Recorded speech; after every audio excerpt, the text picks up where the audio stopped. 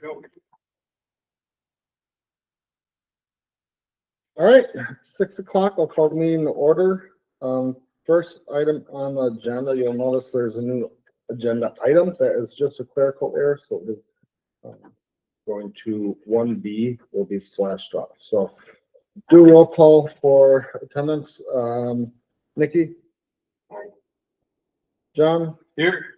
Melinda? Here. Tiffany? Here. Jason? Here. Kelly? Here. And myself. All right. First on the agenda are workshop topics, so we'll let Jim take it away. Thank you. Welcome, everybody. Hope you all had a great 3-day weekend, and it was a very great start to the school year, the last couple of days. I think we only have 176 days to make it left to make a difference in our child's life, so we better get after it here pretty quick, but the first 2 days have been really, really great. Thought I'd share just a couple of things before I go on the board highlights. Is just happened to be looking at some literature this weekend, and every year U.S. News World Report comes out with high school rankings from the United States all the way and then down to Wisconsin. So there are 17,901 high schools in the United States that they looked at. Out of 17,901 high schools, guess where we were at?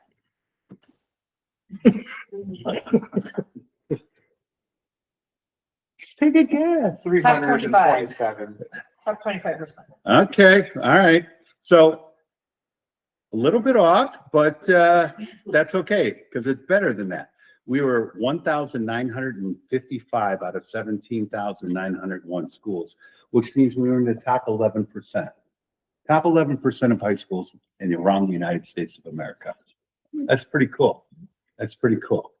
Now, state-wise, there's 549 high schools that they looked at. 549. What number were we? Top 15. I'll throw it up there. Okay, all right, we're getting closer. We were 49th out of 549. That puts us in the top 9% of high schools in the state of Wisconsin. And I mean, even more locally, we were number 2 in the Green Bay area, only behind De Pere. So, pretty cool stuff, and a lot of kudos to all of you for making this a great place for kids to learn. A pretty great place for people to raise their kids and communities. So that's awesome. So recap of superintendent discussions with the board members. So I had an opportunity, and thank you all, to meet with each one of you for a bit of time, and it was very enjoyable. I thank you all for your hospitality and your willingness to make the time to meet with me. And I said that I was going to give you, the basic takeaways from the meetings. So with that, I heard a resounding, I want to give back to my community. I heard that a lot from all the board members. I heard about putting the focus on students. I mean, it's said different ways, but that's what you all meant. Putting the focus back on students, or putting the focus on students. New faces, with a whole bunch of new faces, not a lot of experience across the board, working on some things with the governance and boardsmanship and things of that nature. Leadership, you've got a lot of new administrators in the district, maybe not new to the role, but new to the area. So trying to get that team together and start blending with each other. Most of you at some point talked about needing some help at the middle school from a facility standpoint. That the facilities, especially the gymnasium there, is in pretty tough shape. So there needs to be some thought, not that it has to be overnight, but you start thinking about, what are some things that maybe we can do. Help with the search for the new superintendent. And I didn't take that personally, by the way, guys. I really didn't. And then fine tune processes, look at policies, how we do business, why do we do it this way, maybe just taking an outsider's look at it a different perspective, new set of eyes kind of thing, to see what maybe we can do differently. So once again, that was my takeaway from general observations from what you guys did. If anybody has any questions or comments, that's what I have. Board members, any takeaways? That makes sense? Makes sense, no surprises. Like to see the focus on students getting back to the community. Awesome. Next on the agenda, we have discussion in Neola Board Policy Manual. So up on the board, if you would just go to the general, yes, thank you, Dan. So Neola Board Policies, and I sent you the article about Neola and being all across the state, all across, a lot of states. 450 schools in the state of Wisconsin using Neola policies. So it's pretty well recommended, and they have quite a large following. So the moral of the story on that is when they do a revision or rescind a policy, revise a policy, whether it's a technical correction, whether it's a new policy, it's pretty well vetted out. So I would suspect over the course of years, 95-ish% of the time, you're going to go along with what they say, right? Not only because it's well vetted out, but they stand behind it from a litigation standpoint. Once you start making the policy your own, which may or may not make sense, not saying you can't or that you shouldn't, but when you do, you have to keep in mind now you don't have that backing of Neola and you don't have that lawfulness behind it. So if something happens and you have to go to litigation, then you're on your own. So it's always something to keep in the back of your head. Now, within that context, all these revisions, and it reminds me of the WIA. The WIA is the longest running association in the United States. It was founded 129 years ago. You would think after 129 years, they'd have their stuff down, their guidelines and their bylaws. Well, yeah, but every year you go to the annual meeting and you have to go through all the revisions, right? So it's the same thing with Neola policies. There's always technical revisions, which doesn't change the nature of the policy. It just changes the verbiage. So you have the technical revisions that they want you to do. Then they rescind some policies and redo them to make a different policy based on the world that we live in today. And then there's also revisions of policies. And those revisions a lot of times you have kind of the same meaning, but just a little different focus. And a lot of times the big words that come to mind are the word will or the word may. Makes a big difference. So that's where you have some latitude on the local level to make the policy fit to Wrightstown. It's you get to say, well, we may do this or we will do this. And that makes a big difference. And that's that local flavor that you still have in all these revisions. So I'm assuming, and unfortunately, our Neola person that's been dealing with the district is on vacation this week. He'll be back on Monday.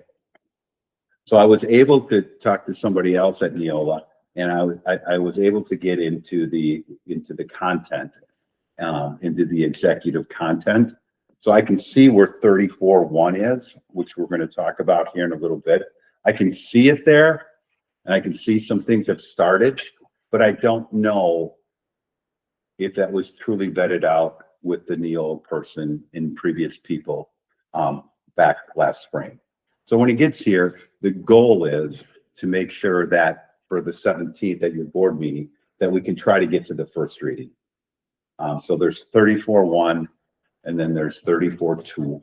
So we're not too far behind, but we want to keep going. So not too bad off.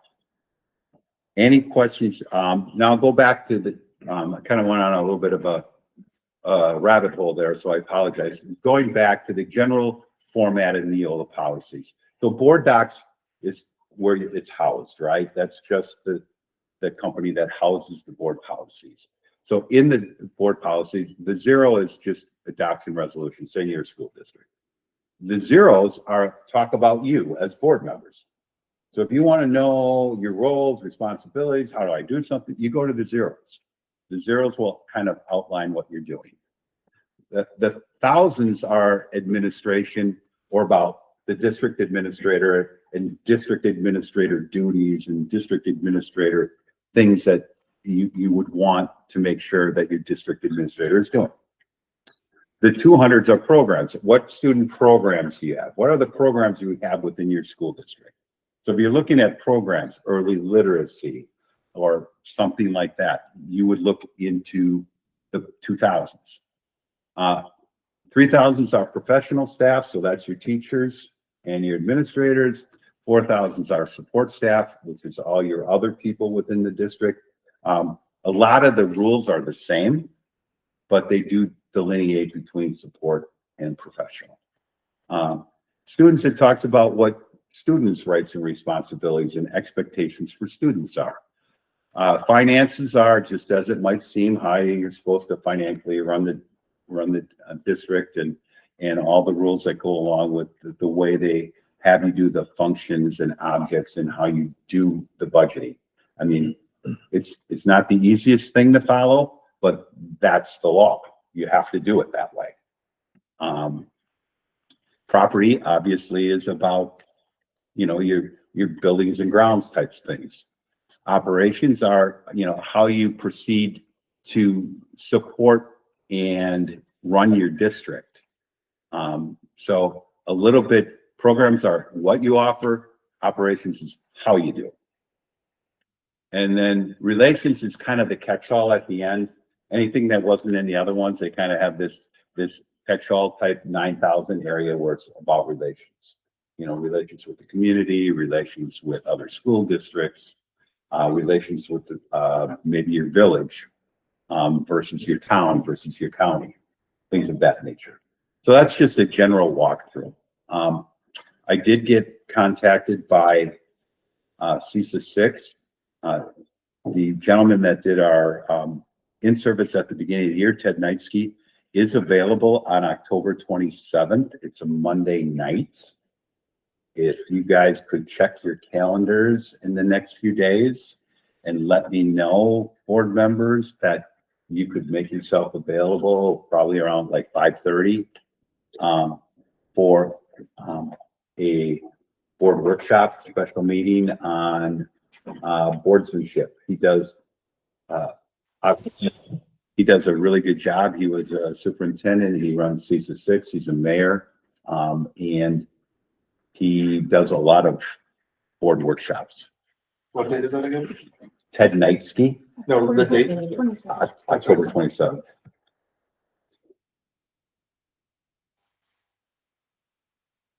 We can all go trick or treating afterward.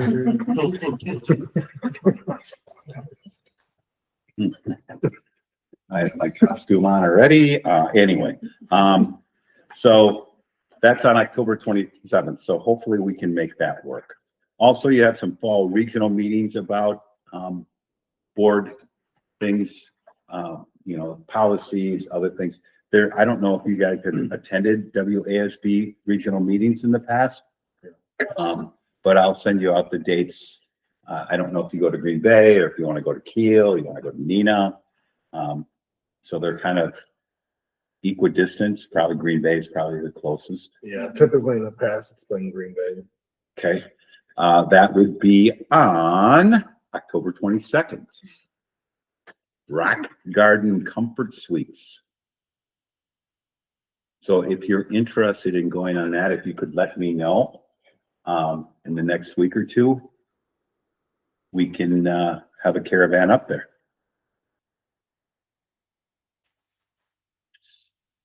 All right. Any questions about B, general discussion about the Neola policy manual? The only thing I'll say is most times from policy and looking them up, it's the zeros, the ones, 6, 7, and 8 that I've spent most time in. You know, you dabble in a couple of the others, but those are mainly coming with the revisions. So that's what I found.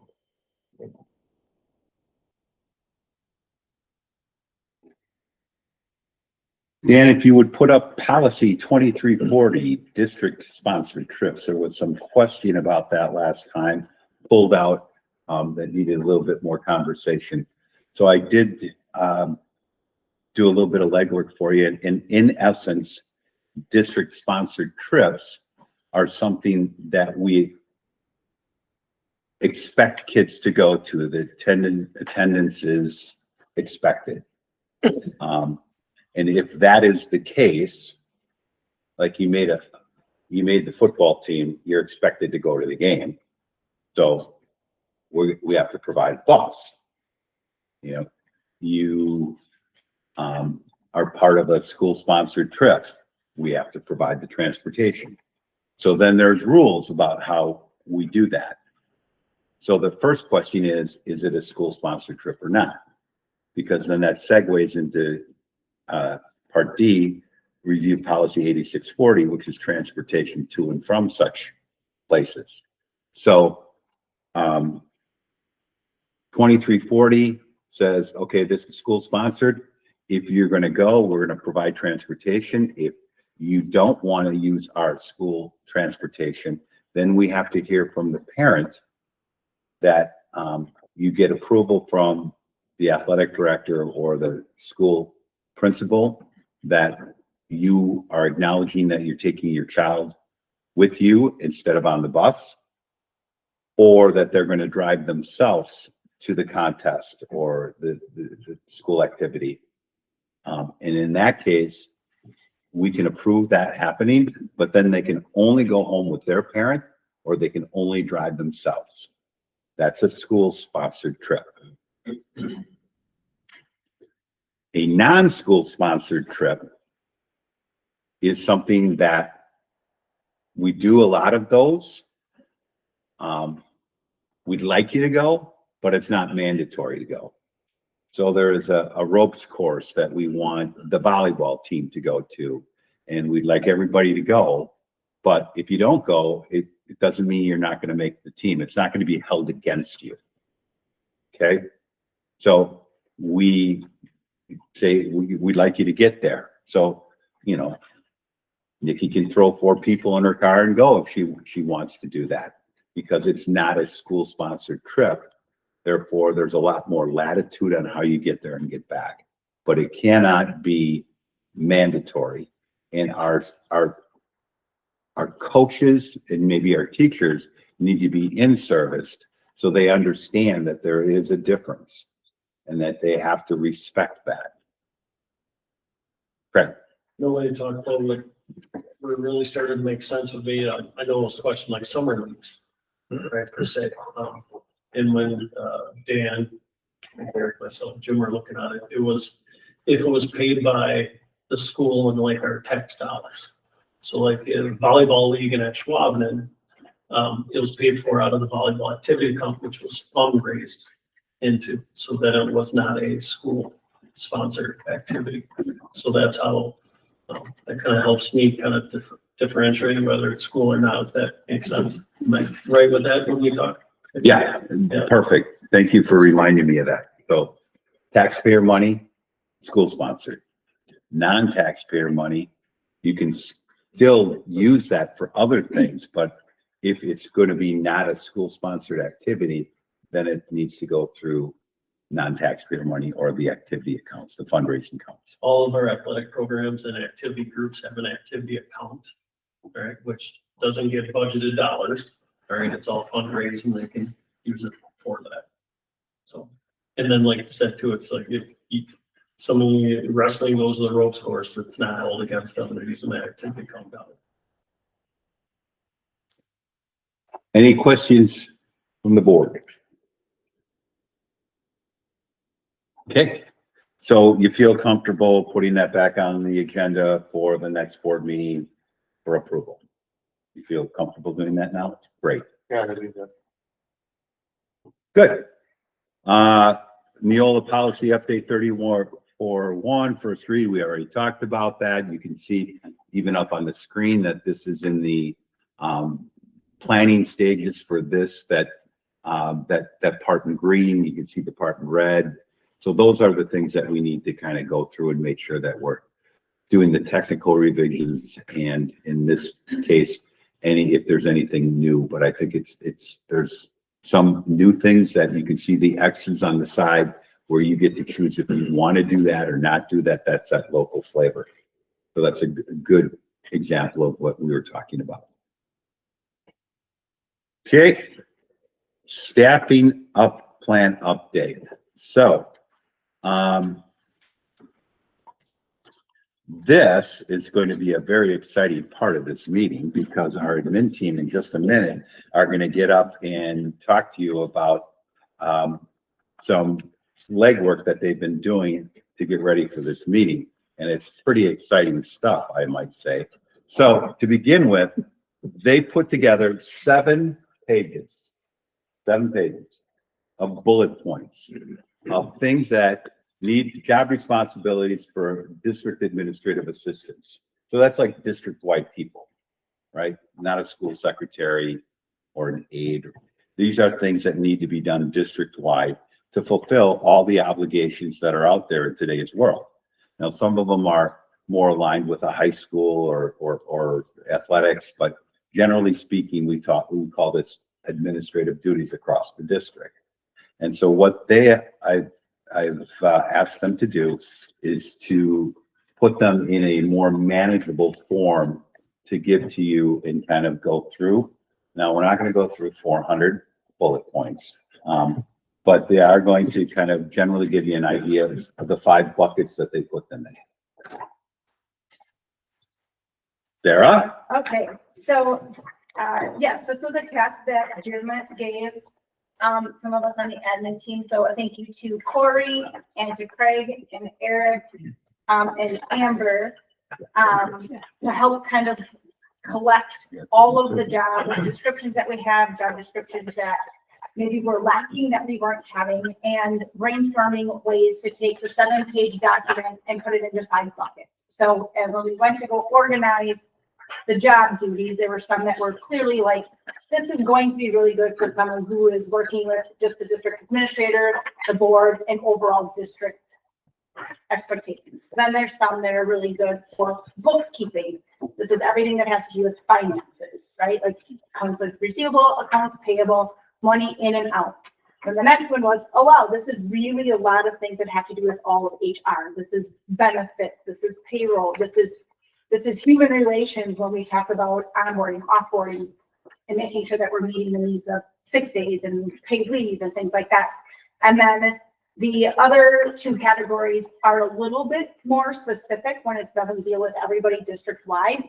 But then the next one is where we started looking at our activities and scholarships. So that is definitely more specific to 5th through 12th grade. And then also when we started looking at some of those positions, it was like, how can we get this to be even a bigger success for the students in the school district? Looking at that guidance piece and really expanding that to more like a registrar, so that we have a consistent process on how all of our students are being enrolled in school, on how all of our students are completing registration. And then looking at that just to kind of build it. So what it really was taking is looking at the 3 positions that we currently have: district administrative assistant, accounts payable, payroll, things like that. And then looking at the one at the high school, which was activities and guidance. When we looked at these, we had a turnover in all of these positions by more than 1 individual. So when we look at trying to attain highly qualified individuals, we did look around at other, comparable districts and like, wow, they have more than 3 individuals who do all of these things. And so knowing that we have been running incredibly lean and putting a lot on everybody's plate and trying to make them almost like a jack of all trades, but yet not cross-training them on anything. So by doing this task, which I'm not going to lie, I think Jim said it, and I was like, I have no idea how this is actually going to work out. But we did it with the help of the team, brainstormed, come up with some drafts of what would these 5 buckets look like? And would they all be enough for almost 5 full-time positions? Some of them are full-time positions in our head is what we're thinking when we're talking about being fiscally responsible, but also meeting the needs and making jobs doable and attainable and something that people would want to do. We kind of came up with these 5 different positions. Again, we're not going to read every bullet point to you, but the overview that I just kind of gave is what each of those buckets is. We are looking at 3 of them being, right now, in our opinion and our thoughts, again, it's just thoughts, is that 3 of them would be full-time year-round positions, and then 2 of them, the athletic and scholarship activities, and the registrar and SIS. If you see SIS in there, that's our student information system. That has been a huge undertaking. We changed systems this year. It hasn't been the easiest to navigate. If we had a contact person in the district that was like one of their focal points, that would be incredibly helpful. But that's what that would mean when you get to that. But those 2, looking at those being like a 230, not a 260 contract, but flexible. Not saying it's 11 month either. But saying like 260 or 230, you'd expect 230 would be the amount of days that they would need to work, and that can be flexible some of the summer. Is that like a 0.75 then? So it would be a 230-day contract. So that would be, they would be considered full-time, but they would only get paid for 230 days. Does that make sense? Yeah. So again, this is kind of the idea that we were throwing around, looking at meeting the needs of staff, students, families, and all the other tasks that need to be completed within the school district. Team, what do you got to add? I'll jump in. Real quick, Eric, just to Sure. clarify. Yep. The old language was year-round employee, Mhm. and then you had your school year employee. So in essence, they're saying 3 of them are year-round employees and 2 of them are school year employees. So what does that look like? Is it June 15th or 18th or July? You know, that would be flexible because at different times during the summer, we may need them to come in. So that's what they were saying. All right, Eric. I was gonna say, like, specific to like activities, there's a downtime in June and into July, but then mid-July through August, it really heats up. So that's when you would want that person available. So as we kind of looked at this, we looked, like Sarah said, at areas around us where they have high functioning teams. I think in our roles as administrators, one of our key jobs is really to, you might have heard it before, right? We're here to take care of the people that take care of the kids. And so in order to do that, we have to have a really strong team with us. And we have to make sure that that team functions at a very high level. And where we've seen places or in our own experiences where it's functioned at a high level, there's a delineation, I think, of those duties. Everyone is kind of in their lane. It's not all these pieces, these separate pieces that come together. When that happens, when I've seen that happen, and someone leaves, all that institutional knowledge goes with that person, and you're just left with this gaping hole of trying to fill that in with people that may or may not be able to do that. And so that leads to more frustration, snowballing, and more people eventually leaving. So we want to attract and retain really, really strong people that are very, very qualified and very good at what they do in that specific lane. And I think Sarah used the term buckets. I think when we set up these 5 different positions in that way with those tasks, it's very clear, I think, for each of those people to know exactly what it is that they have to do, and so that they can learn that and function at a high level. And it also offers within that some opportunities to cross train as well. So the person that's the registrar, for example, has their hands in the student data. There's going to be connection back to district office.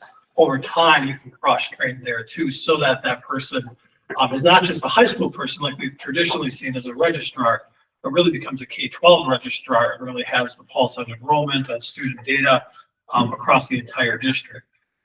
That's helpful in our roles, and for staff, when we start looking at student data related to behavior or related to academics, having a point person that understands those roles really well at a deep level, it can be a go-to person and a resource for everyone in the district is really helpful. It also allows us, we found here, and this is true elsewhere, that DPI comes knocking and says, hey, just so you know, your reports that are coming, that you're sending us are reporting, for example, your kids that are taking tech ed classes, whether they're participants for one class or CTE concentrators for 2 classes. It's not pulling, it's not reporting. Oh, there's a good reason. We don't have somebody that's trained to do that. What we have right now is kind of piecemealing that together. And even though there's people that are working really, really hard to do that and kind of cover that for now, that's not sustainable long-term. We have to have people in those positions that are experts in those areas that can really dive in and really serve as resources then for the rest of our staff. I think too, if we think back when we were kids, all right, there was a monthly school newsletter that went out. Or if you played a sports team, you got something at the beginning of the season, and that was pretty much it. And that was okay. That was expected. All right, now, in the times we live, as technology has advanced so much and has got better, it's expected that you need to communicate almost on a daily basis and doing more and more. All right, so we're kind of bare bones a little bit and kind of stretched. And when you're stretched, all right, I don't think you can fully do everything, kind of like what Eric was saying. There are easier mistakes to do. You can't really dive into something real in depth and make it real good.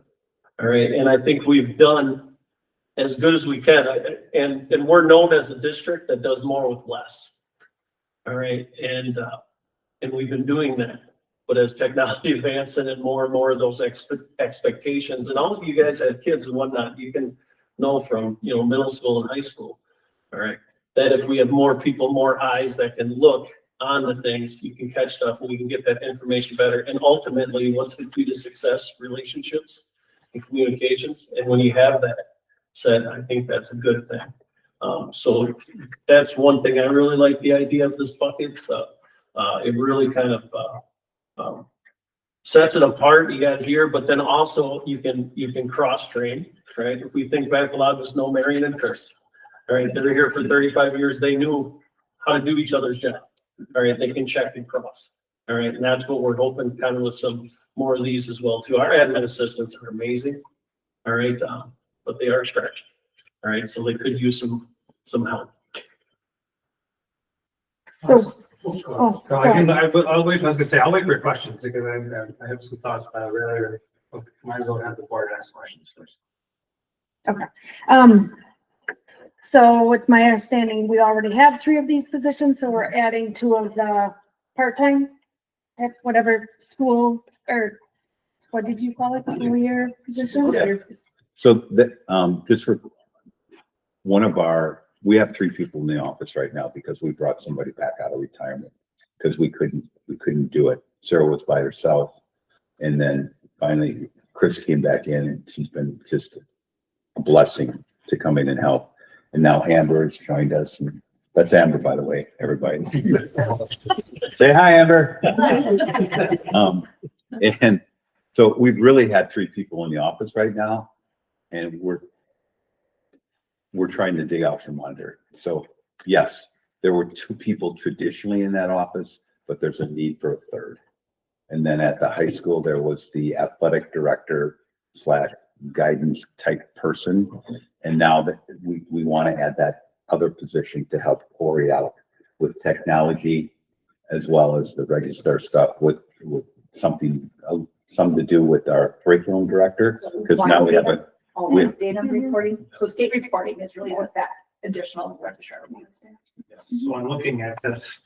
All of these responsibilities have existed, but there's only been 3 positions that have traditionally existed to fulfill these responsibilities.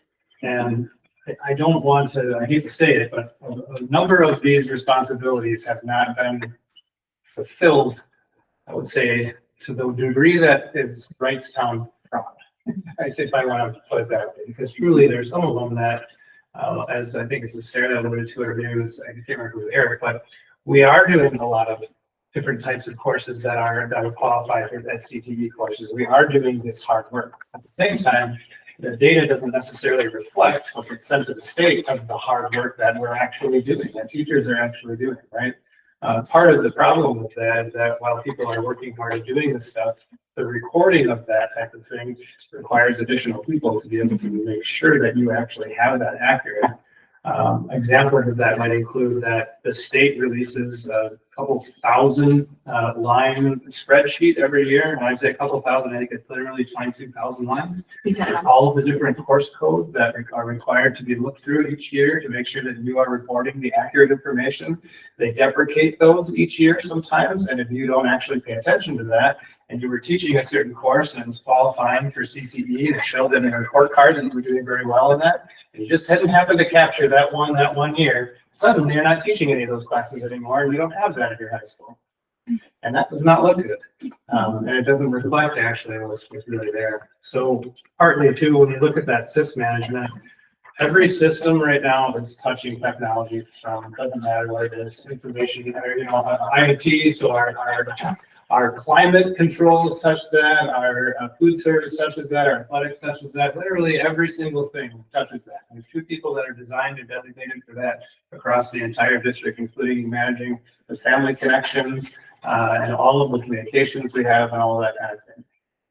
It can be kind of done. We've been doing it. We've been working hard to do it. At the same time, the amount of support that is required, I think, in order for people that use the student information system, which is literally any person that interfaces with a child or a parent, uses the student information system right now across the school district, right?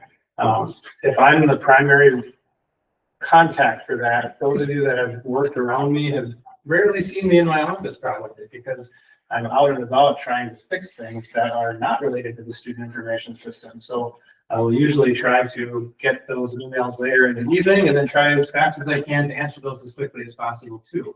That usually amounts to 12 to 14-hour days, not complaining. It's just not really very good service for the people that need the answer, like right now or during the school day, if that makes sense. So being able to split that information out, that person in the student information system section can work as the registrar, help the high school with some of the very complex things that they have to report. But in addition, that person could also serve as some sort of like kind of modeling and training for our other administrative assistants when it comes time to how to enter things the appropriate way when it comes to registration, enrollments,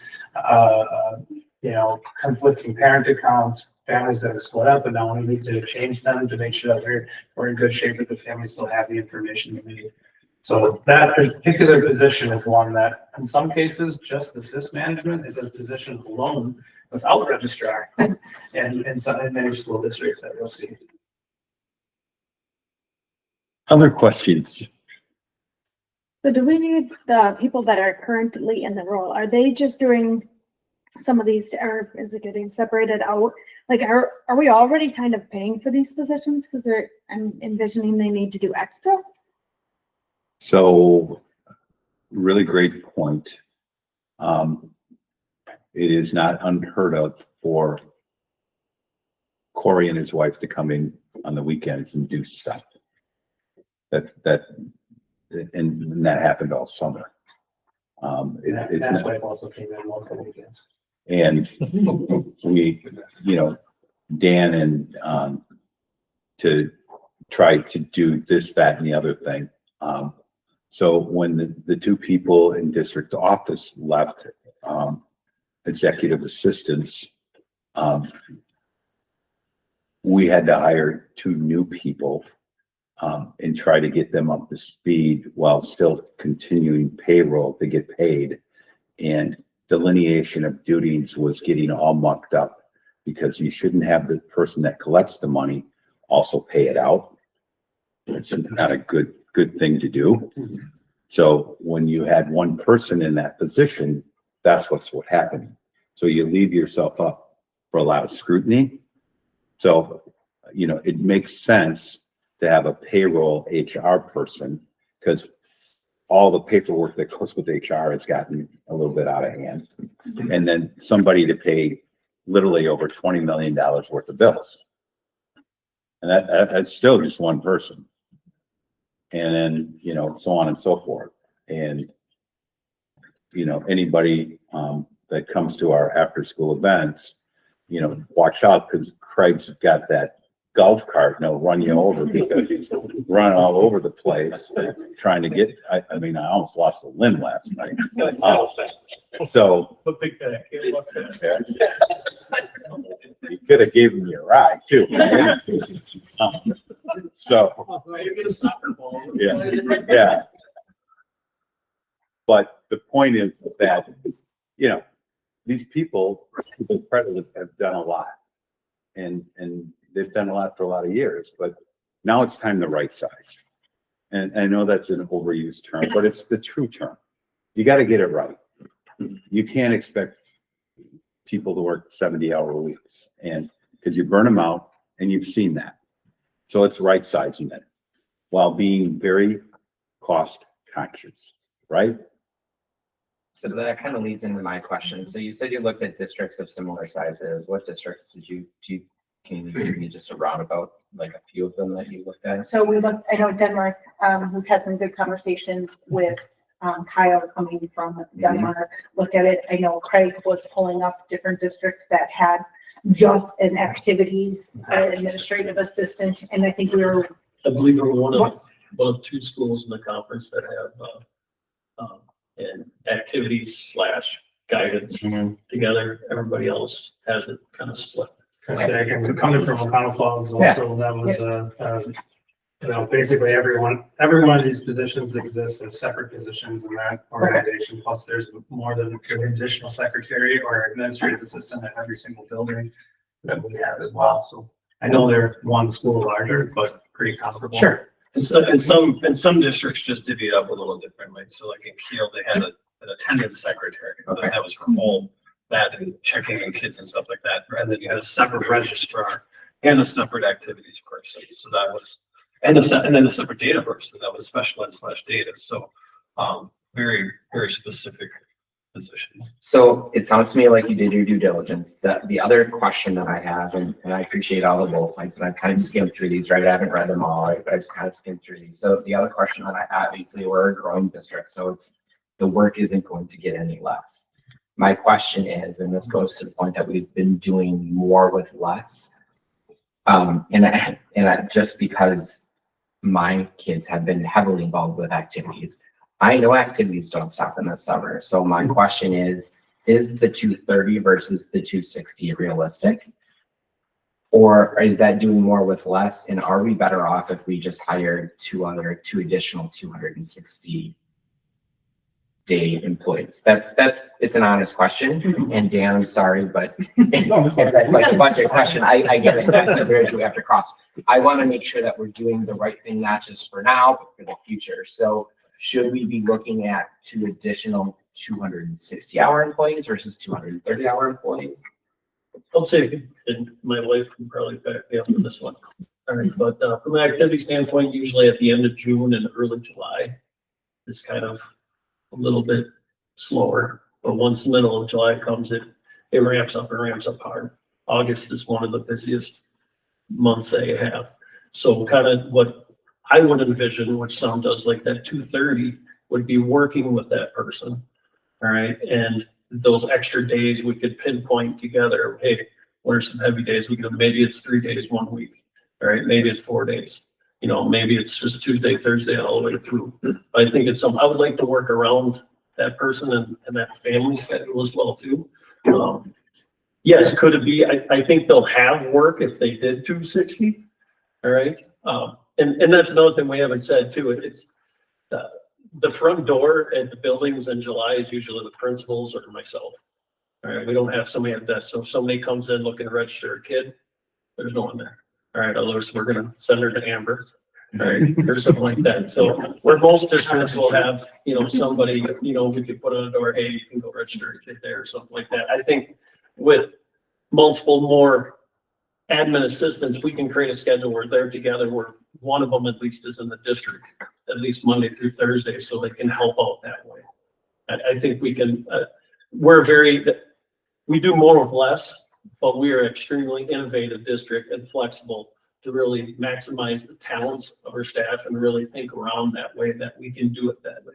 To try to still be fiscally responsible, or at least Dan will get on, so. No, I think it's a fair question, but I mean, that's also counseling, and I guess the same question goes for this. I was gonna say, I'd ask, I have feelings about that in particular, because like with activities, technology, all of it basically is we try not to interrupt operations during the school year. What happens in the summertime is you jam in every single project absolutely imaginable and try to get it all done at that time.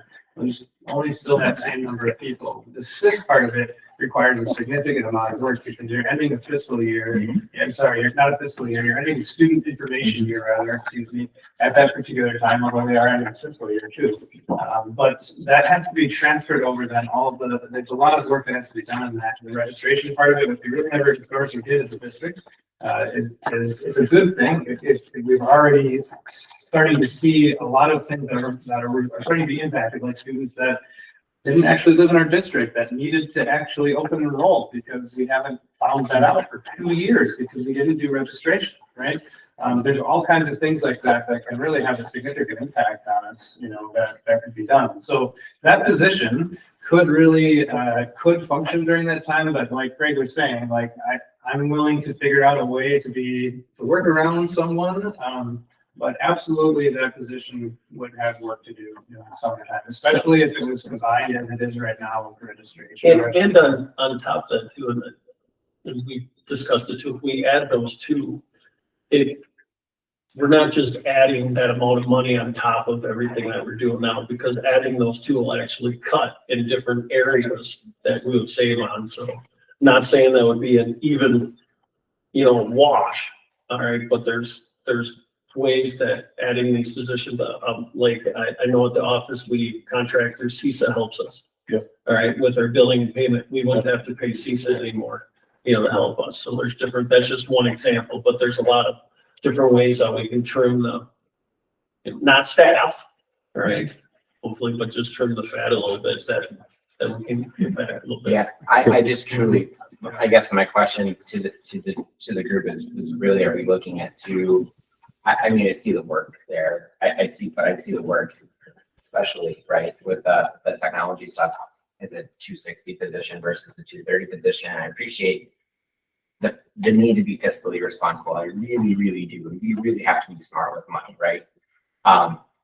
But being smart with money and cutting corners, especially if we have a growing district, my question is this a short term, and then in the next year or so we're going to have to come back and make that 230 and 260 position?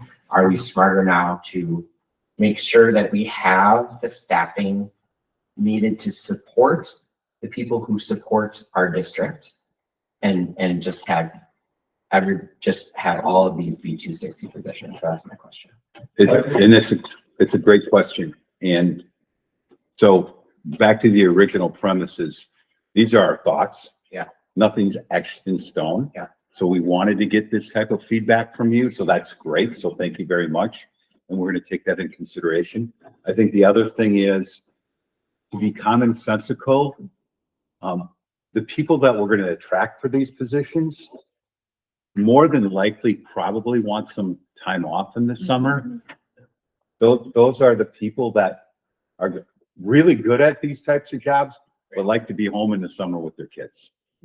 So work until June 15th, starting up again August 15th. That's okay. I'll give up a couple weeks in the summer, but we're trying to process that whole thing.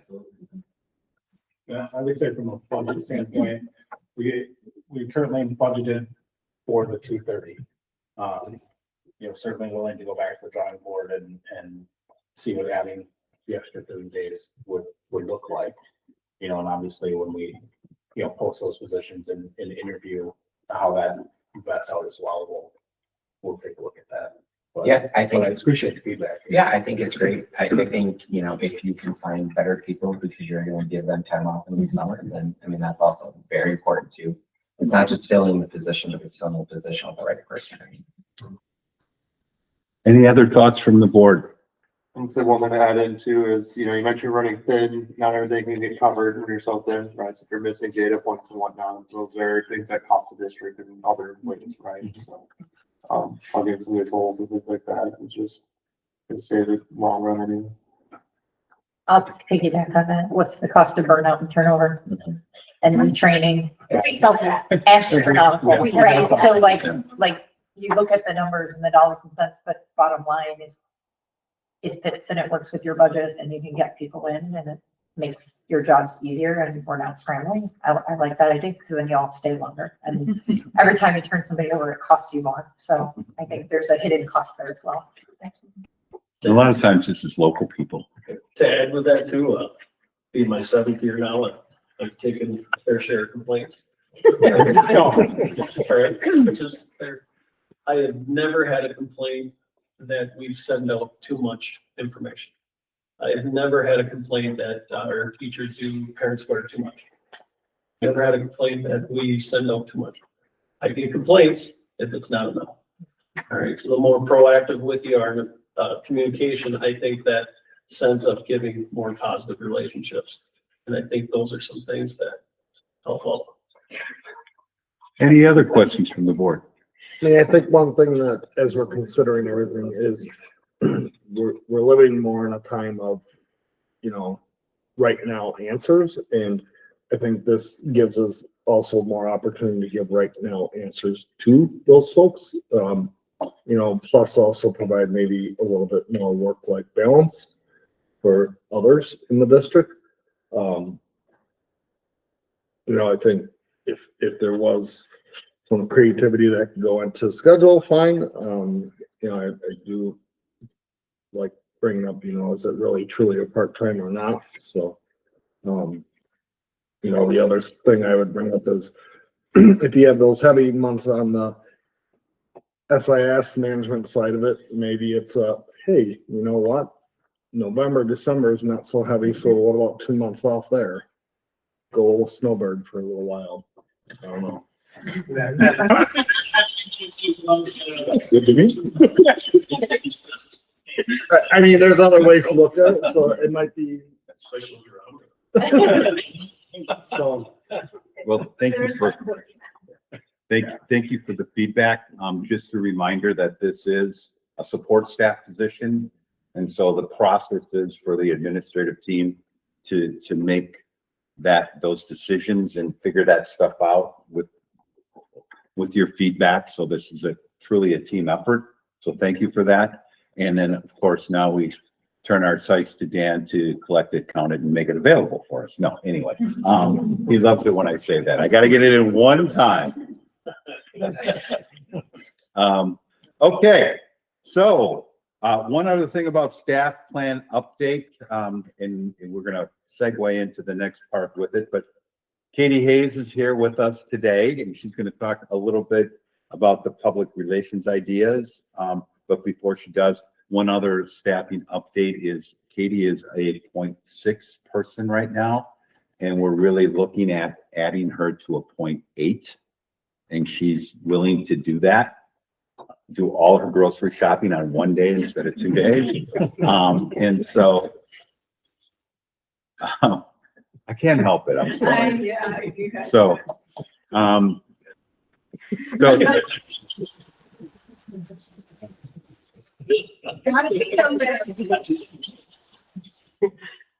okay, I lost control.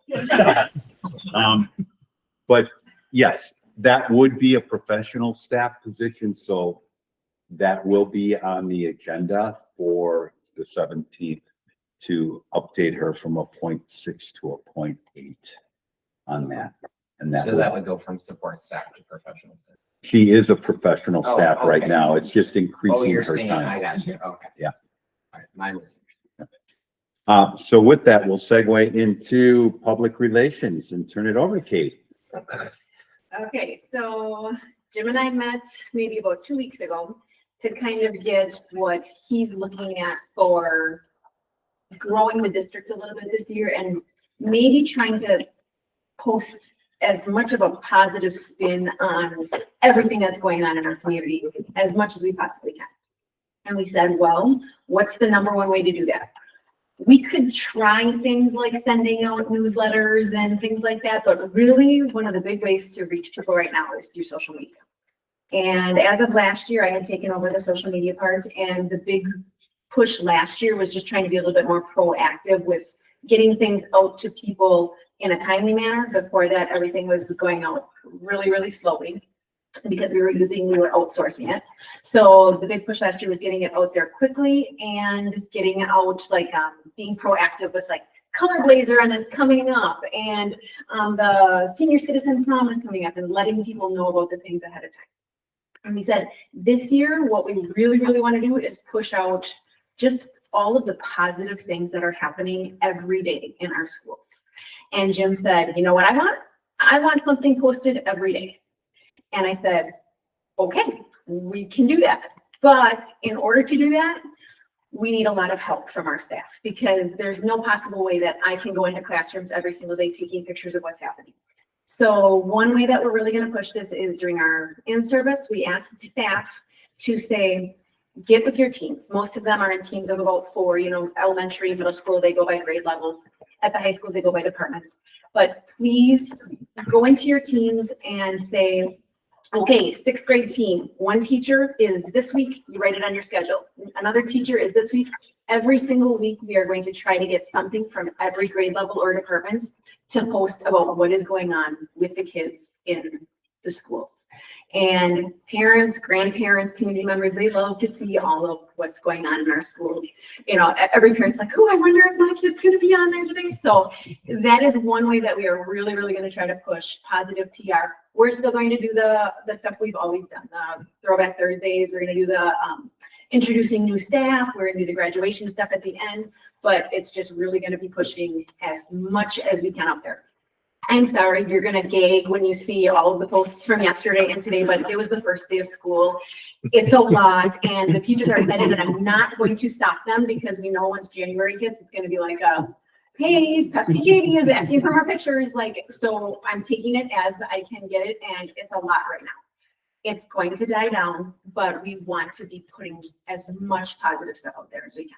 So that is one piece that we are going to work on social media wise.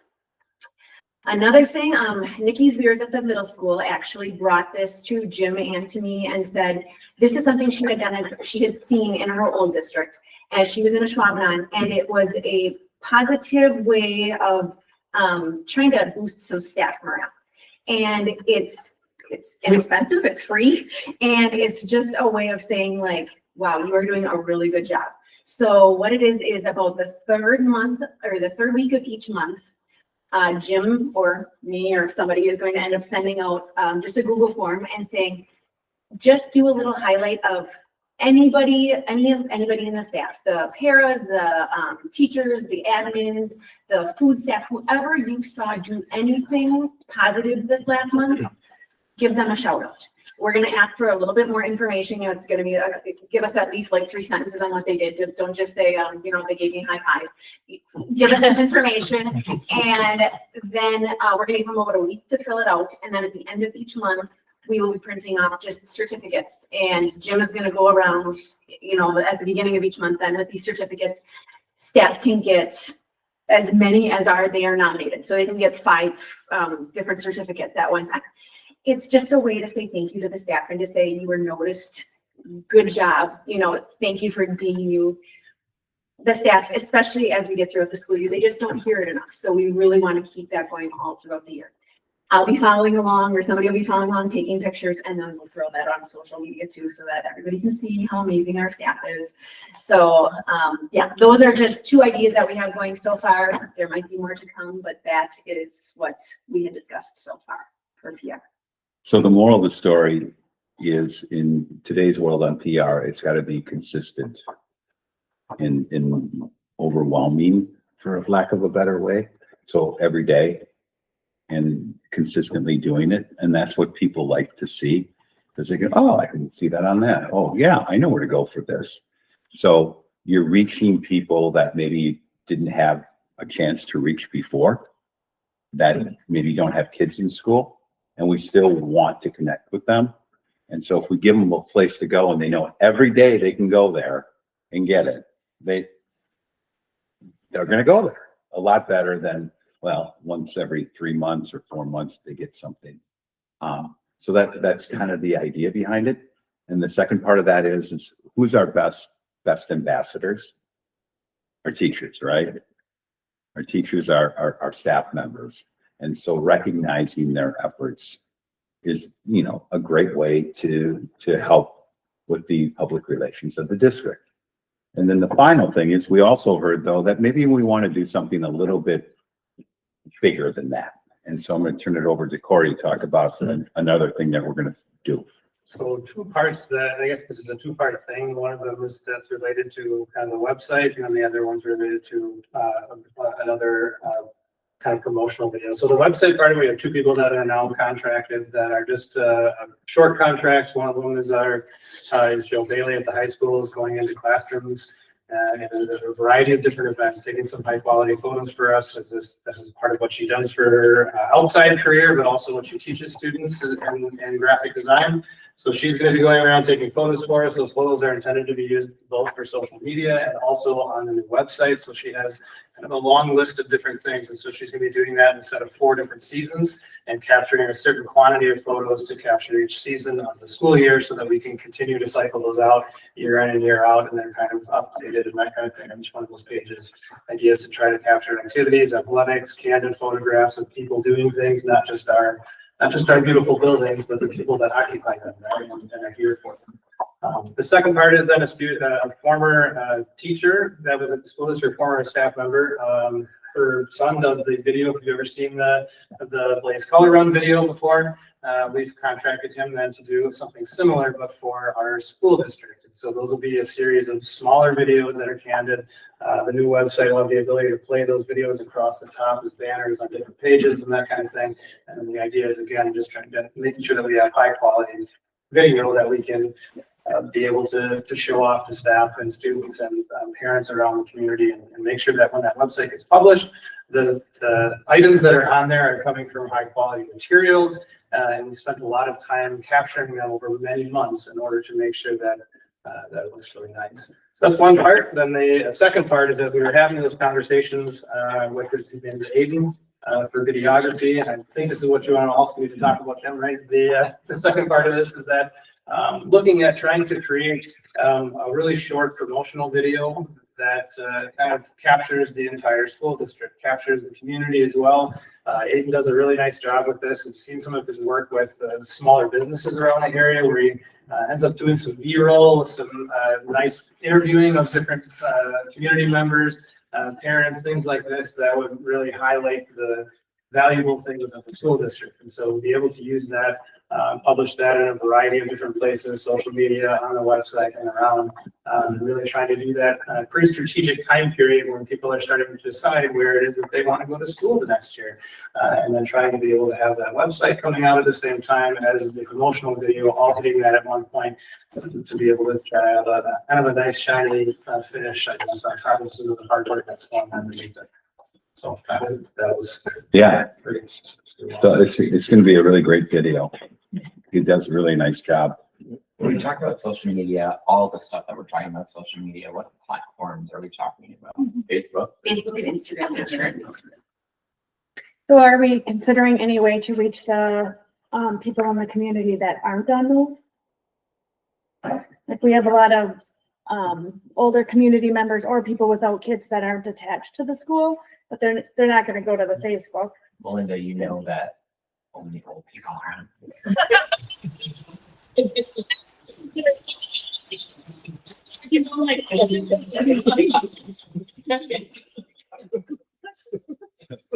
Well, we do have a big chunk of community members who stay here, but don't have anybody in the schools. They're probably not going out to social media. They're reading, the most they get from is the paper, and we could offer them so much more than that. So just a thought.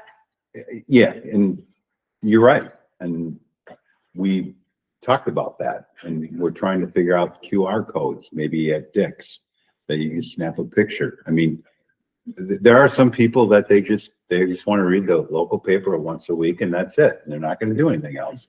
And I don't know what else you're going to do for that. But the cost-effective way to put together a newsletter is probably not our best bang for our buck. So we want to try to reach those people, is do that video and make it accessible and make sure that everybody knows where to get and go to that. So there shouldn't be anybody in this community that doesn't have the ability to go there or the knowledge to go there, but if they don't want to go there, that's what we can't control. I can, one of the, oh, sorry, go ahead. I know one thing that probably Sarah could test for this, when we started, live streaming the elementary Christmas concert and our spelling bees, we did not think it would reach that much. Thousands. Thousands, Thousands. within thousands. They have it. Like this video, and everybody to raise your hand if you watched the live stream of one of our athletic events, brought in there. All right, a lot of that has capabilities. They put a video before. Just last year, we had 44,000 hits of people watching Wrightstown athletic video. All right, so so a video, if we attach it to it, would be seen 44,000 times. And I don't know if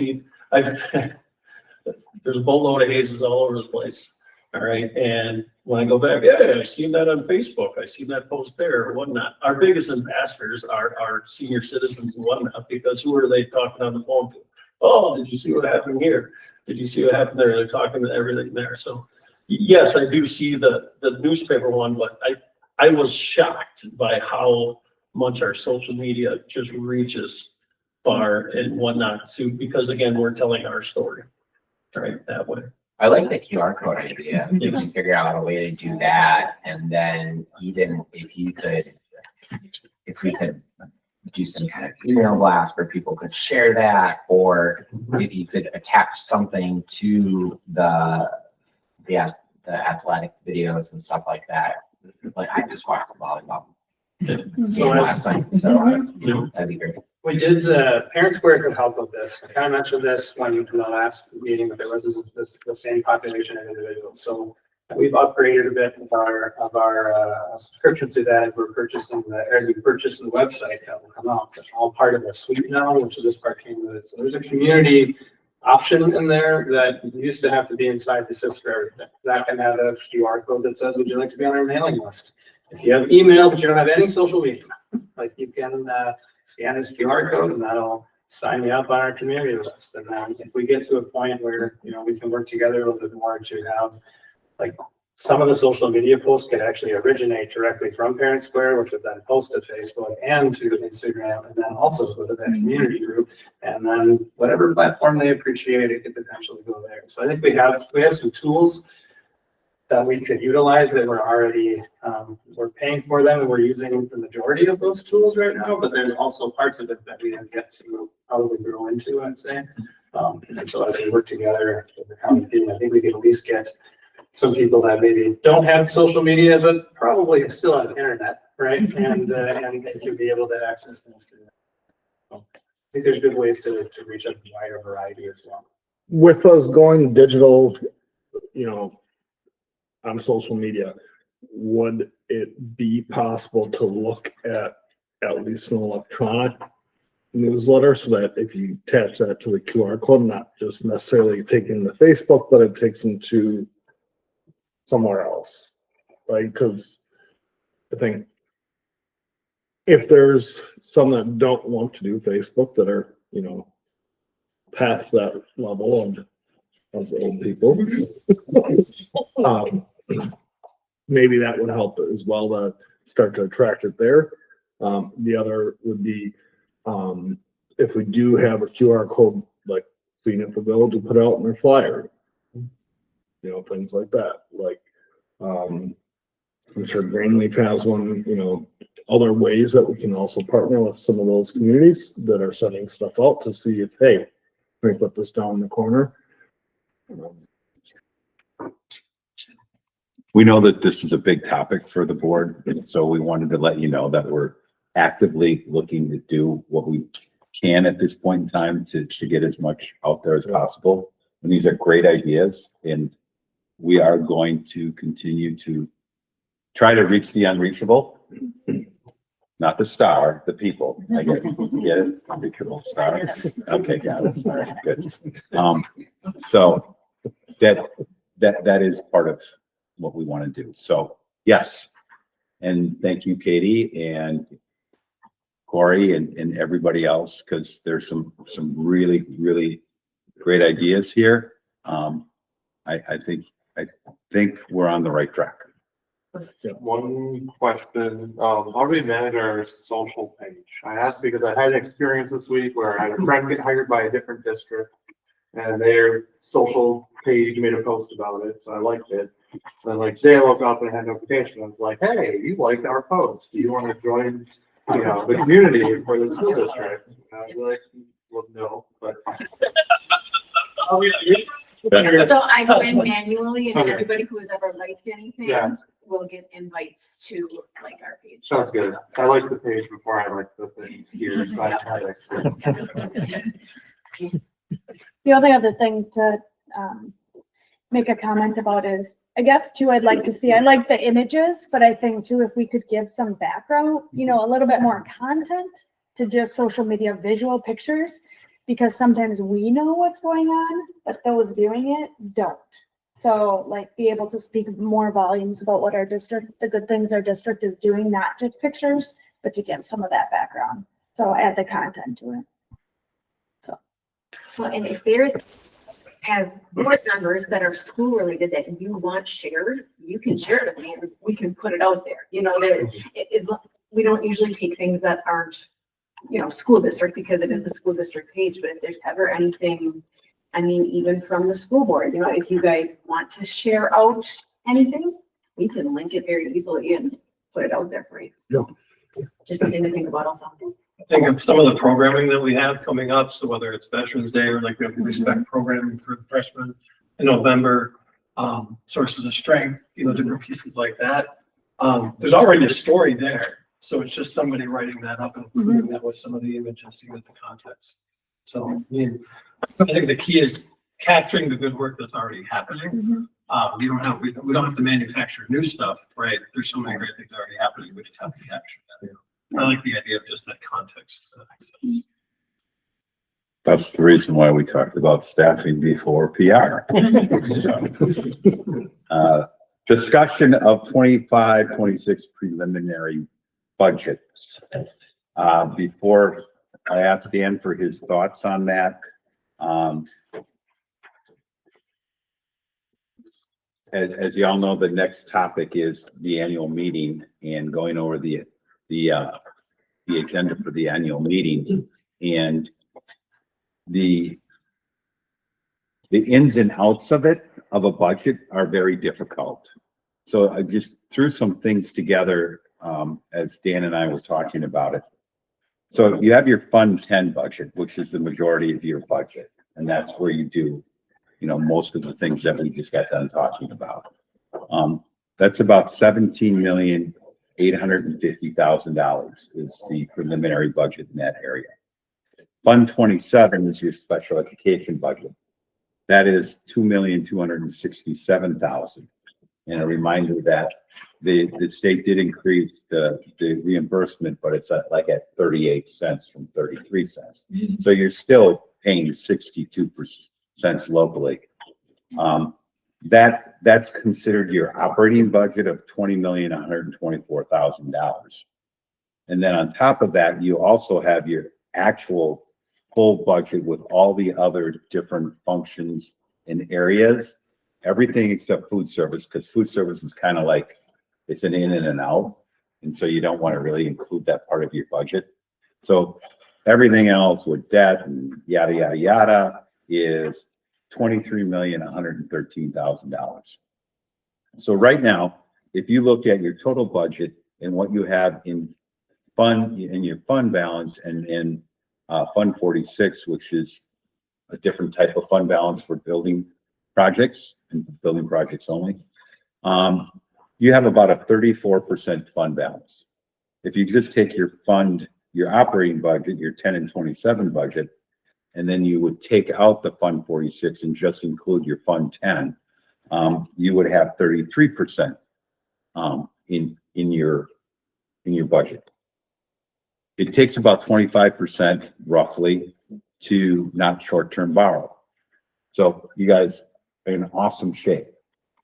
And so those are some things that you need to look at as you look at going to your annual budget, because there's gonna be some things that are going to be put out there that are difficult to deal with. Because if inflation goes up 2.9%, which it did this year, because that's what, you did the wages increases for your teachers and people, 2.9%. So if you take 2.9% of your budget from last year and put it out to this year, that number is bigger than what the annual budget number you're asking for the public. You're at 2.1%. So you're being fiscally responsible by only going up 2.1% instead of 2.9%. But more of that money's coming locally instead of from the state, because the state did not increase its funding to you. So they said you're going to have to do that locally. So even though your buying power really went down almost a third in what your budget is, we're saying that we're confident with the given preliminary budget into the final budget that we can make it work. We'll make it work.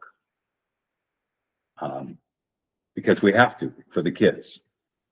Got to do it for the kids. There is all kinds of different thought processes on how you could, do things differently. But in the end, everything that you would maybe think about in the short term is in the long term is really going to hurt you. Okay. So if you decide to pay your, the old analogy, if you decide to pay off your credit, your gas bill with your credit card, and then the next year you pay your the next month you pay it off your gas bill with your credit card. At some point you got to pay your credit card, right? It just doesn't go away. So, those things pop into my head. So Dan will give you more on this. Sure. So, I mean, you did a great job. How do I follow that, right? So the annual meeting has been posted in the paper. That it will be on the 24th or the 23rd or 23rd, a couple weeks from today. So up on the screen, I don't want to jump the gun here a little bit, but here's the proposed agenda for that night. But we'll talk more and more about the budget in detail that night. But really what you need to know is that the state budget that came through in early July did provide some increases to funding for school districts. And that's a good thing because it's well needed. But at the same time, as Jim said, the state did not hold up their end of the bargain and add money into the dollars that the state puts in, which shifts dependence on local taxes. So those are difficult conversations because the levy, that means the tax levy needs to go up in order to make sure that we are able to do the things that we need to do. So how do we make that all work? When we're adding things, the great things for kids, like we're increasing our 4K exposure to 4 days a week, which is a great thing for kids. Making a teaching and learning department, which we didn't have before, to focus on that, making sure that we're staying on the right path for kids. The great work that Corey's doing in technology to bring us into the next phase of all the things that happen on the internet that are wired and things like that. Also being able to pay our staff, an appropriate wage. So how do we make all that stuff happen? I mean, that's really the task at hand. But we still will have a balanced budget as we move forward. That's the goal. We've always had one. You'll see other districts that are that they're having massive deficits and they're laying off massive amounts of teachers and staff and administrators and all that kind of thing, and going to operational referendums and things like that. And we haven't had to do those things. So I think that's a testament to all the people that are in this room. It's not just on me. It's on everyone that's in this room that as we've said before, we do more with less. We've always been fiscally responsible, and that makes it really enjoyable to come and work from my job. That makes my job a lot easier when the folks on this admin team have that same mindset of saying, how can we get this done? Especially the conversations that Sarah and I have had over the last couple of years is like, I really want this. And it's like, well, how do we make that happen? Put your creative thinking hat on and comes up with a solution and we make it happen. But really trying to shift dollars and priorities to the classroom really this year, and focusing on kids and doing those things day to day, because we've got 1,300 little lives here that matter, and we have to do great things for them every day. We can't afford to take a gap year, and just because it doesn't make sense, fiscally, these kids are only going to be in third grade or fifth grade or whatever one time this year, and we have to make it happen, and our staff does that every day. So kudos to them. Is there anything specifically, Jim, or anyone that we want to go to, or we can talk about The green is not 100% numbers. That's why it's in green. Yeah, so these Those are are- the numbers from last year.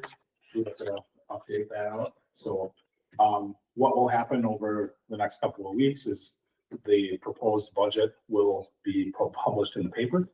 And then we'll have, our annual meeting in a couple of weeks, where we'll go through some great highlights of our district. We'll talk about the budget. And then we'll do our standard, motions where we get to set salaries for school board members, which is always a fun conversation. And then we'll talk about, the ability to sell personal property for the district, establishing a future meeting date, which is, really procedural, and then we'll set up tax levy.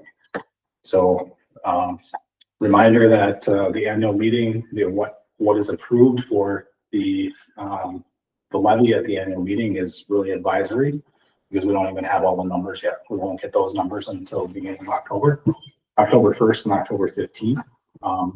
October 15th, we'll really have all of our numbers and be able to give you a final idea of what's going to happen. So then at the October board meeting is when you as a school board will approve the actual levy, the final levy that will then go to taxpayers.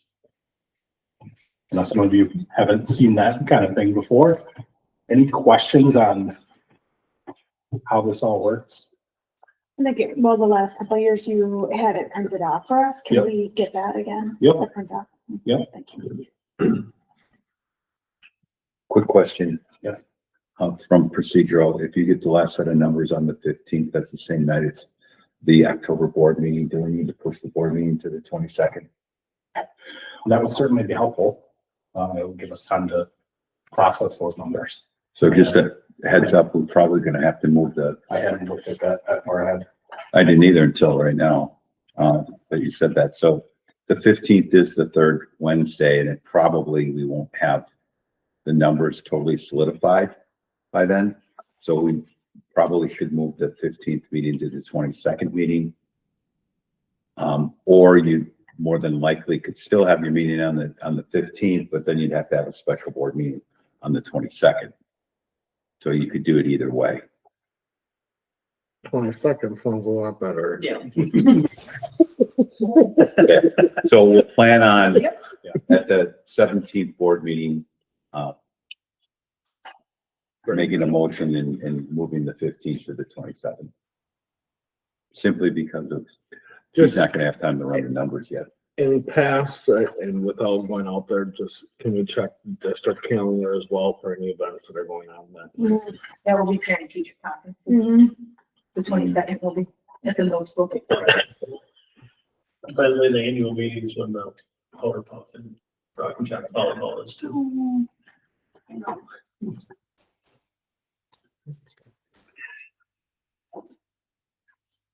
I won't ask you to reference, no.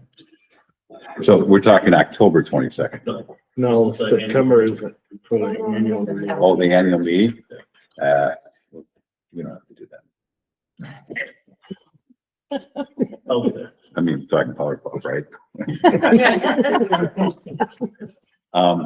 Okay, so I've heard that we want to move the meeting to the 22nd. Okay, so we'll put that on the agenda for the September 17th board meeting.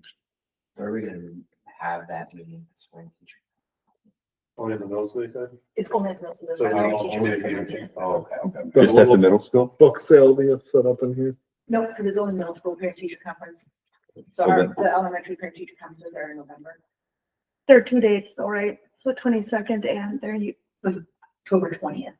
So the Monday, Wednesday will be the middle school parent teacher conferences in Okay. October, and then November We do the 10th and 12th. Should we let's Are the- or the 10th and 12th. should we do, so the 22nd, should we do the 21st? We can. Tuesday, to be less. 21st probably has some regionals and things on it. That would be, check, but I'm 99% sure that's regional soccer and college. More than likely, I would think.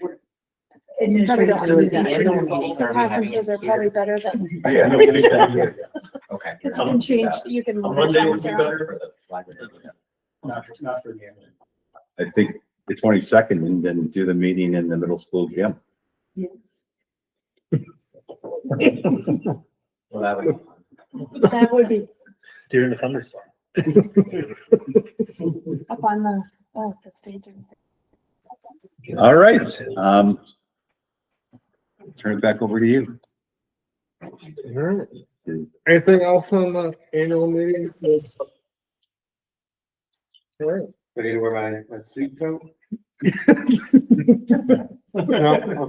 I mean, you can.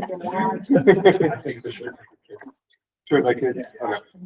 Alright, at this time, the board will be looking at an executive session. The Board of Education may, upon motion duly made and carried, convene in closed session under one or more of the exemptions provided in session 19.851 Wisconsin State Statutes for the following purposes pursuant to Wisconsin State Statute, section 19.5(1)(f), considering financial, medical, social, or personal histories or disciplinary data of specific persons, preliminary considerations of specific personnel problems, or the investigation or of charges against specific persons exempt, where Part B applies, which is if discussed in public, would be likely to have substantial adverse effect upon the reputation of any person referred to in such histories or data, or involved in such problems or investigations, specifically update on open records fulfillment. So we're looking for a motion to go into close. Do you have a question? Is there anticipation that we will just adjourn in closed session? We will. Thank you. I'll make the motion to go to closed session. I will second that. All right, so we'll do a roll call. Time is 7:28. Roll call to go into closed. Nikki, John, Yep. Linda, Yes. Tiffany, Yes. Jason, Yes. Kelly, Yes. and myself is a yes. All right,